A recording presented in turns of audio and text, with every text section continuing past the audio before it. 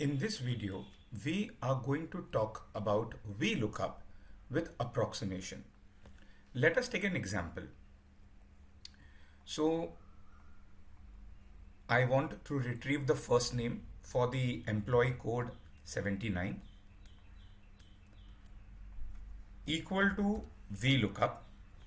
Right now, the entire conversation is this line that the table must be sorted in an ascending order. We need to see what is the context for this specific statement. Because I'm very sure many of us have applied the VLOOKUP formula, but we have never gone ahead and sorted the data compulsory. The first option is lookup value. So the value which I want to find, the single value, comma. The second option is table array. Where do I want to find? So I make the selection. If you have a question, should I select the header? Should I not select the header? It doesn't make any difference. Even if you select or you don't select, it will not make any difference. If you select it, it will first search in the 6th row. If it would not find the data, it would come to the 7th row. I take the absolute reference, comma. I want the first name, which is column number 2, comma. Now, always in the last argument, which is range lookup, we would write the number 0 or we would select false. This time I will select true. Bracket close, I hit the enter. Apparently, I am still getting the correct answer. Look at this. 66 becomes James, 72 becomes Emily. But my conversation is that suppose I come to the ID and I write a number 24.8. Pause the video, just think about it. Do you have any ID which is a decimal number, 24.8? The answer is no. We have the number 14 and we have the number 30, but we do not have anything which is a decimal number. Now I hit the enter button. I am still getting the answer. There you go. How? Because the last argument we have written the word true. Now how does Excel work? First it will take this number and it will try to find this number between two numbers in the leftmost column. So 24.8 greater than equal to the above cell, less than the below cell goes up. Now this number falls between these two numbers, and according to the rule, it is greater than equal to the above number and less than the below number goes up. Up means in the line 14. That's the reason we got the name Mia. Now, suppose I come over here and write the number 29.9999. One more 9. Think about it. What will be the answer? Should it be 14? Should it be 30? Should it be 53? What should be the answer?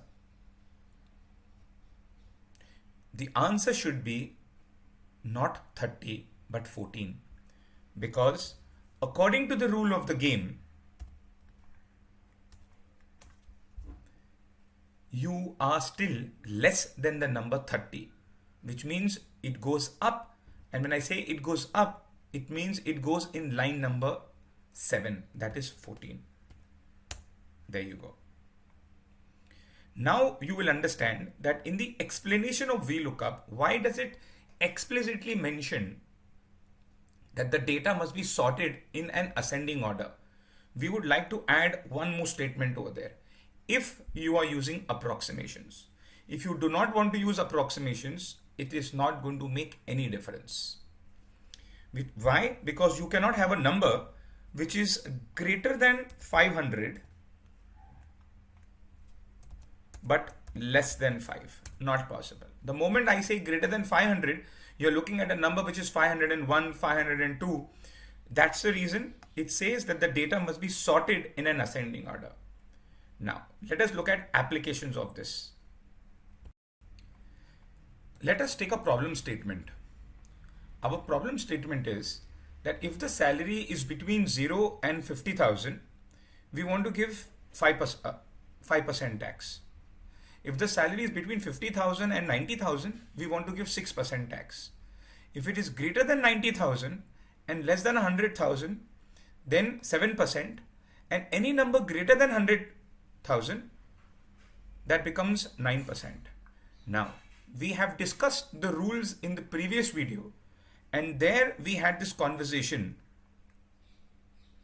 Many times we have to create the table array.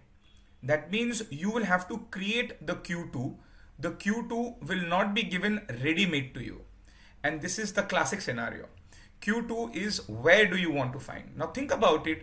Where will you go and find this data? There is no possibility. Where will you find greater than 0, less than 50,000, 5%? Nowhere in the system, nowhere in this sheet you have mentioned 5%, 6%, no. So you have to create the table array. And another point is that the leftmost column has to be sorted ascending. So how do I start? I write the number 0. I write the number 50,000. I will write the number 90,000.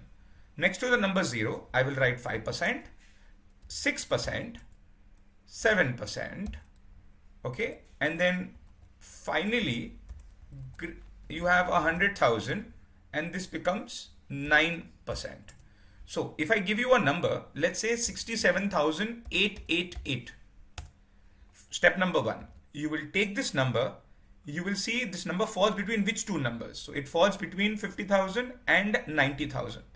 According to the rule of the game, greater than equal to the above cell, but less than the below cell goes up. It's not about what I feel and what you feel, but according to the rule of the game, it goes up, which means this will go into the line of 6%. So let us try this out. Is equal to VLOOKUP. Lookup value. Salary becomes my lookup value. Why? Because first I want to find G7, then G8, G9, G10, G11, G12, G13. But I will write my formula right now to G7 because currently I want to look for this specific cell, comma, table array. Where do I want to search? Think about it. Had I not made this area, you would not have any place to go and search these numbers, which means I come back and I select the data with absolute reference, comma, column number. So 1 and second column, so this becomes 2, comma. Now comes the fun. What are you going to select over here? Maybe for the first time, you will explicitly have to select the number 1, or you will have to write the word true. So I will simply select true, bracket close, enter. I will select, double click. Now the conversation is that suppose I did not take the absolute reference over here. Look at this. And now when I drag vertically down, look at the problem. There you go. So your array has moved from here vertically down. Why? Because according to the rule of the game, we have already seen that when you drag a formula vertically down, the row number changes. So now this is exactly which we wrote over here, that the table array should always be absolute reference. So I come back. I will once again select this. I will take absolute reference. I hit the enter button. I go enter. I go double click. Look at the number 125,000. Is it greater than 90? Yes. Is it less than 100? No. Is it greater than 100? Yes. Look at the number 9%. Let's look at 91,000. Is it greater than 90? Yes. Is it less than 100? Yes. According to the rule where it goes up, up means where? 7%.